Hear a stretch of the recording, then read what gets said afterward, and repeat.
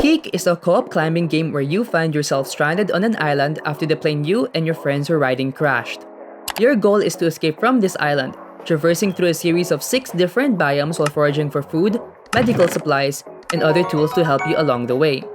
Given how many YouTubers and streamers have already featured this game in their channels, one might be inclined to add Peak to their Steam library without much hesitation. But is this game really worth spending $8 to play with your friends? Let's break it down. Subscribe! Let's start with the single-player experience for those of you who do not have any friends. Climbing to the peak on your own can be fun, but is quite challenging for a newbie. This game is really designed to be played as a co-op game, with mechanics such as resurrection, grabbing, boosting, and proximity chat to make the climb easier. Besides, solo play can get boring very quickly, since much of the fun in this game comes from working together with your friends or messing around with them if that's what you enjoy doing. Hence, buying this game with only solo play in mind is something I cannot recommend unless you like a challenge and are willing to grind this game out. Multiplayer co-op is where this game really shines. If you're playing seriously to win, having friends around makes the climb much more forgiving and enjoyable. The game also has several features to make communication between players easier, such as pointing and flares. On the other hand, if you are playing for fun and enjoy trolling your friends, Peak does not fail to deliver. With proximity chat built into it, farming clips in a video game has never been this easy. A cautionary tale though. While playing multiplayer is fun, it may not be as fun if you and your friends are on vastly different skill levels. Playing with a person who is new to the game and who constantly falls off to their death can be quite rage-inducing, especially for the more skilled players who have to go back to pick them up every now and then.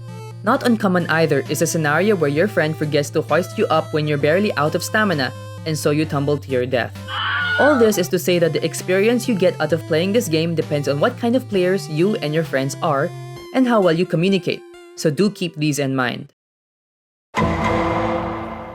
Peak has 9 difficulties, starting with Tenderfoot where climbing uses less stamina, hunger grows more slowly, and there is no time limit, all the way up to Ascent 7 with all these fun modifiers. If you are new to the game, I would recommend starting off at the game's base peak difficulty to get a hang of things, then adjust the difficulty based on your performance. Tenderfoot makes the game accessible even to non-gamers, whereas high ascents provide unique and interesting challenges for tryhards. Regardless of ascent, however, you must understand that this game sets the stakes very high. On a good run, reaching the final biome usually takes about an hour or more. Some skilled players can even do these in less than 30 minutes. However, the main point is this.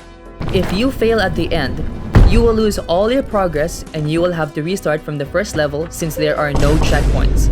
So, if you're easily stressed and don't like playing high-stakes games, then Peak might not be for you. Cosmetics and player customization in this game are decent, with just enough options for you to choose from if this is what you enjoy doing. Of course, these are locked behind achievements, but this is standard practice in most games anyways. I'm going to be honest, there really isn't much to praise or complain about in this subcategory. Peak is quite replayable for the first 50 hours of playtime, with the maps refreshing every day and many ascents to give skilled players a fresh challenge. Even between runs in the same map, the loot found in luggages and the food found in each biome changes every time. Beyond 50 hours, however, my friends and I found that the gameplay loop starts to get a bit stale since you mostly do the same things every climb. You forage for food, open luggages, climb, light campfires, keep climbing, potentially escape by a helicopter, and repeat.